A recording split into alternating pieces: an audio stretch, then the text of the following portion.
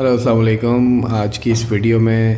علامات کے بارے میں بات کرنی ہے، کیونکہ سلسلہ کافی دن سے چل رہا تھا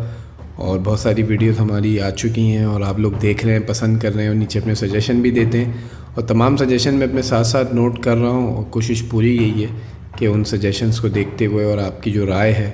اس کے حساب سے کنٹینٹ کو ڈیزائن کیا جائے۔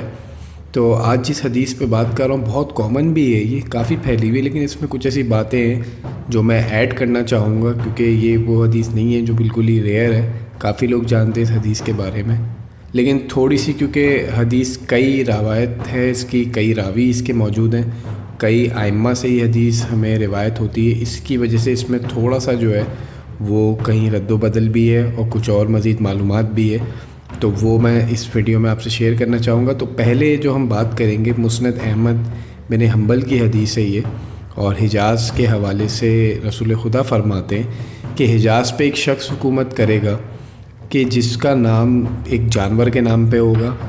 اور اس کی آنکھوں کو جب دور سے ہم دیکھیں گے تو آنکھوں میں ایسا لگے گا کچھ بھی نہیں ہے، یعنی کراس آنکھیں اس کی بیکار ہیں ایسا لگے گا دور سے، لیکن جب قریب آگے دیکھیں گے تو اس کی آنکھیں بالکل صحیح ہوں گی، یعنی یہ اس شخص کا حولیہ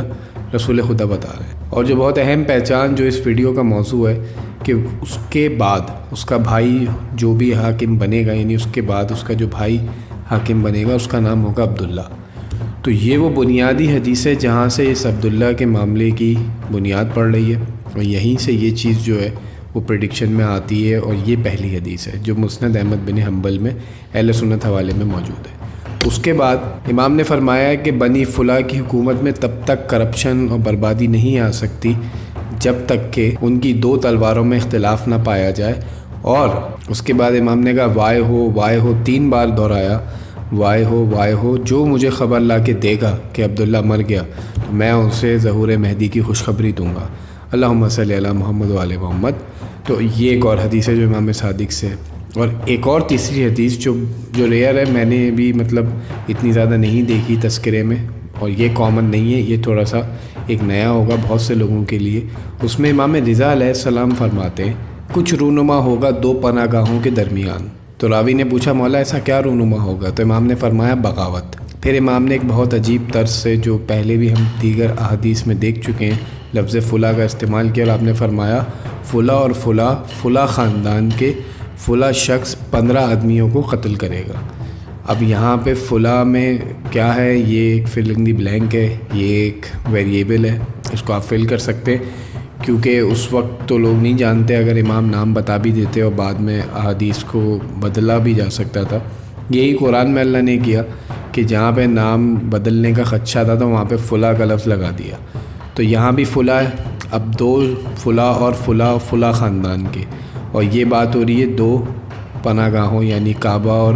مدینہ، مکہ اور مدینہ کے درمیان کی، یعنی حجاز کی۔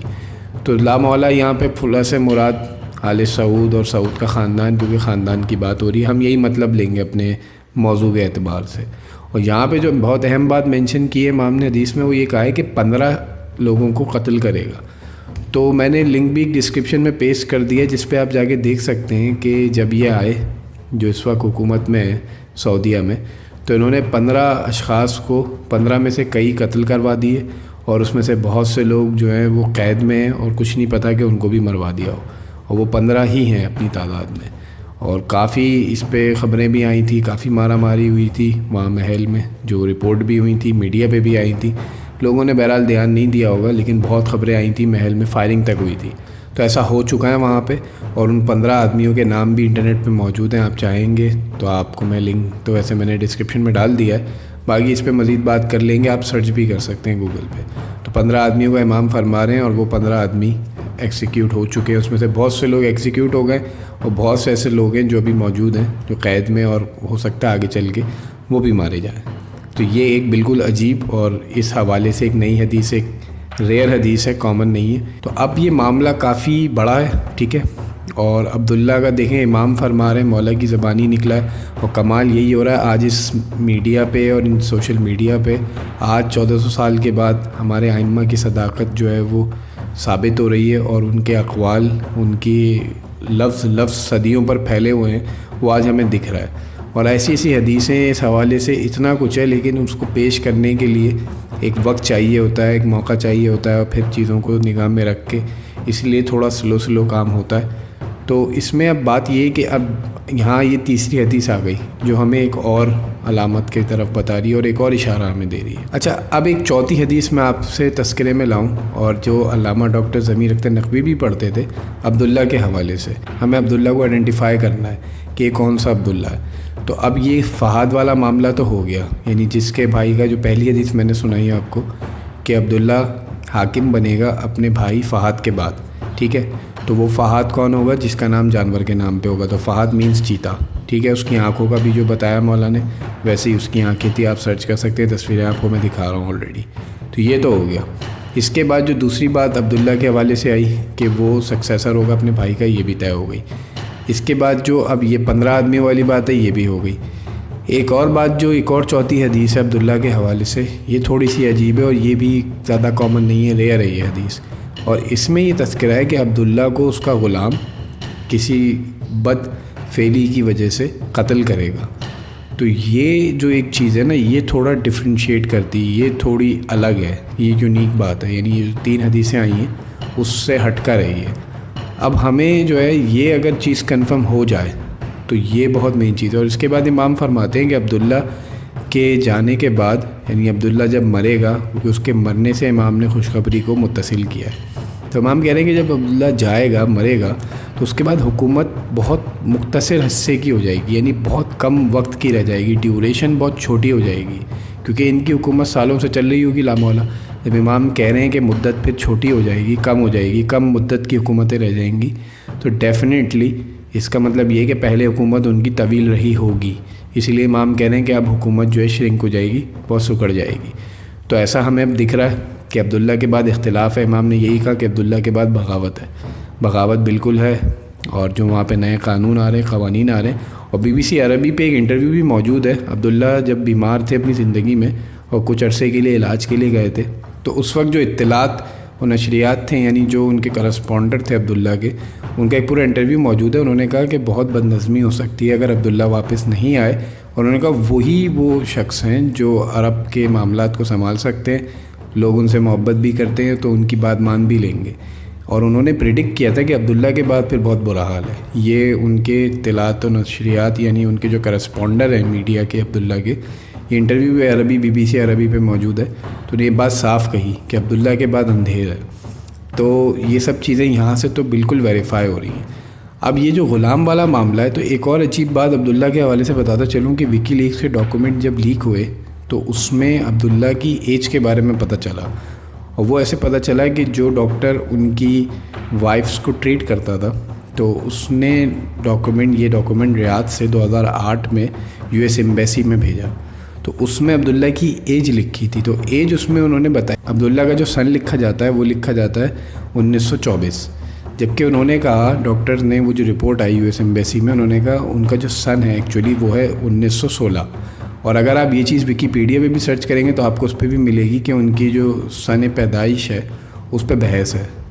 یعنی کہا جاتا ہے کہ وہ مرتے وقت 90 سال کے تھے، جبکہ اگر ہم دیکھیں اور اس 1916 سے جوڑیں تو وہ 99 یا 100 کے قریب تھے، اس عمر میں وہ گئے۔ اس ڈاکومنٹ میں یہ بات بھی مینشن تھی کہ عبداللہ کی طبیعت اکثر خراب رہتی ہے اور ان کو اکثر ہارمونل ڈس آرڈر رہتا ہے، اور وہ اس وجہ سے کہ وہ اس لیٹ ایج میں وائگرا کا استعمال کرتے ہیں۔ تو یہ بات ایک عجیب بات ہے جو اس ڈاکومنٹ میں مینشن تھی۔ تو اگر ہم اس طرح سے سوچیں تو وہ جو غلام والی حدیث ہے جس میں کہا کہ غلام سے بدفعلی، تو ہو سکتا ہے ایسا کوئی معاملہ ہو، اور اس میں اگر آپ تھوڑا سا ریسرچ کریں گے، ڈیپتھ میں جائیں گے، تو ایسی بہت ساری چیزیں آپ کو اس رائل خاندان کے حوالے سے ملیں گی جو ان ایکٹیویٹیز میں انوالو ہیں۔ تو اب بات یہ ہے کہ میں نے اس میں دو حدیثیں تو بہت کامن تھی، 2 حدیثیں کچھ اور میں نے ایڈ کی، اور جو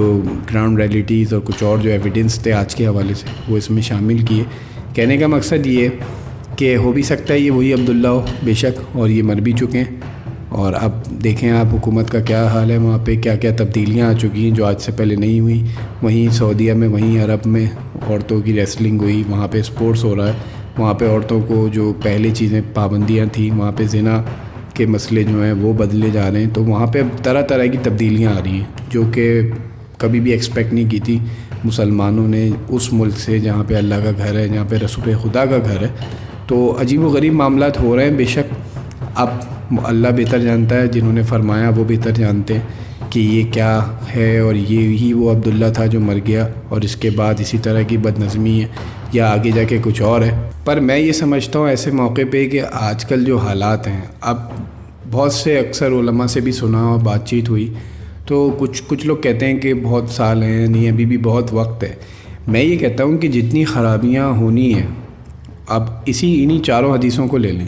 جتنی خرابیاں ہونی ہیں یا جتنی خرابیوں کی ایک حد ہوتی ہے وہ تو ہو رہی ہیں. تو اب اس کے بعد اور کیا، یعنی آج سے 50 سال بعد ہم کتنی برائی ایکسپیکٹ کریں گے اور کیا بچے گا؟ اور پھر انسان کی جو یہ خرابیوں والی عادتیں ہوتی ہیں تو یہ تو ایک ایسا لوپ ہے کہ انسان اپنے آپ کو خود مار ڈالتا ہے. تو اگر اس برائی سے معاشرہ چلتا رہے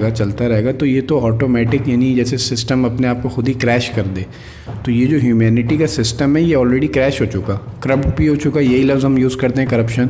تو یہ کرپٹ ہو چکا مینس جیسے کمپیوٹر میں ہوتا ہے، ونڈو اگر کرپٹ ہو جائے تو کتنے دن چلتی ہے، یا اگر وائرس آ جائے تو کتنے دن چلتا ہے. تو یا تو وہ کرپشن اور وہ وائرس خود ہی اپنے سسٹم کو، آپریٹنگ سسٹم کو ختم کر دیتا ہے، یا ہم اس کو ڈیلیٹ کرتے ہیں اور دوبارہ لاتے ہیں. تو یہی پیچھے دیگر قوموں میں ہوا، جب سسٹم کرپٹ ہو جاتا تھا، جب ہیومینٹی میں وائرس آ جاتا تھا تو اللہ اس کو ریفریش کرتا تھا، نیا نبی آتے تھے اور پرانی قوم پہ عذاب آتا تھا. تو ابھی یہی تو سچویشن ہے، پورا سسٹم ہیومینٹی کا کریش ہو چکا ہے اور سب جگہ وائرس آ چکا ہے. اور ویسے فزیکل ایک دوسرا وائرس بھی موجود ہے آن گراؤنڈ پہ، لیکن ویسے جو ہیومینٹی میں یعنی جو معاشرتی علامات ہیں جس پہ ہمیں آگے بات کرنی ہے اس کا، کیونکہ میں پلان کر رہا ہوں، کچھ سوچ رہا ہوں اس کے حوالے سے، اس لیے اس کو میں تھوڑا ڈیلے کر رہا ہوں. تو جو معاشرتی علامات ہیں اس میں مولا علی یہی تو بتا رہے ہیں کہ ہیومینٹی میں وائرس آ جائے گا. تو ہم تو کرونا کی بات کر رہے ہیں، جو انسانیت کے اندر وائرس آیا ہوا ہے اور وہ وائرس اس شدت سے پھیل رہا ہے کہ وہ پورے سسٹم کو کریش کرنے والا ہے. تو یہ وائرس ہی تو سسٹم کو کریش کر رہا ہے، ہم یہ سوچ ہی نہیں رہے. مطلب سورج تھوڑی پھٹ رہا ہے، زمین تھوڑی پھٹ رہی ہے، تارے تھوڑی ٹوٹ رہے ہیں، ہم انسان ہی تو سسٹم کو کریش کر رہے ہیں وائرس سے. تو اسی وائرس سے ہی تو پورا سسٹم کریش ہونے جا رہا ہے. اور یہ تو ایک مطلب جب کمپیوٹر میں آپ نے بنایا تو یہ اس میں آپ نے اس کو نارملٹی رکھا کہ جب کریش ہو جائے تو ریفریش کرو. تو ابھی بھی یہی ہو رہا ہے کہ کریش ہو رہا ہے، وائرس آ چکا ہے اور ریفریش کی ضرورت ہے. تو بہرحال اس حدیث کے بعد اور اس علامت کے بعد، اور ابھی جو سب سے مین موضوع جو مجھے کور کرنا ہے دجال کے حوالے سے، اور انشاءاللہ کوشش یہی ہوگی کہ ان چیزوں پہ بات کریں اور ان چیزوں کو ہائی لائٹ کریں گے جو اب تک نہیں ہوئی ہیں یا یوٹیوب پہ یا کہیں بھی موجود نہیں ہیں. تو ان چیزوں کو موضوع بنائیں گے اور نئے موضوعات بنائیں گے. تو اس حوالے سے بات کریں گے، تو وہ ایک بہت سیپریٹ بہت بڑا موضوع ہے. تو ابھی میں چاہ رہا ہوں کہ علامات کی احادیث کور ہوں اور اس کے بعد پھر دجال کے اوپر ٹوٹل آئیں، کیونکہ اس سے ریلیٹڈ بہت ساری چیزیں الگ سے لانی پڑیں گی، گراؤنڈ بنانا پڑے گا پورا. تو وہ میں چاہ رہا ہوں کہ اسی طرح سے ہی ہو. ایک دم اگر ڈائریکٹ چیزوں کو لے کے بیٹھ جاؤں گا دجال کی تو وہ مزہ نہیں آئے گا، وہ بات پیدا نہیں ہوگی جو میں چاہ رہا ہوں. تو انشاءاللہ آپ اسی طرح ویڈیوز کو دیکھتے رہیے، ہمارے ساتھ اسٹے ٹیون رہیے. اور کوئی بھی بات ہے، کوئی بھی کامنٹ ہے، کوئی بھی رائے ہے تو اپنی کمنٹس میں مینشن کیجئے، میں اس کو دیکھوں گا، جواب دوں گا. اور کوئی سجیشن ہے، کوئی نئی بات ہے تو آپ مجھے بتا سکتے ہیں. کوئی چیز بری لگ رہی ہے تو بھی آپ بتا سکتے ہیں، ڈس لائک بھی کر سکتے ہیں. لائک تو کرتے ہی ہیں آپ لوگ، ڈس لائک بھی کر سکتے ہیں، نو پرابلم. تو اسی طرح ویڈیوز کو دیکھتے رہیے. Thanks for watching.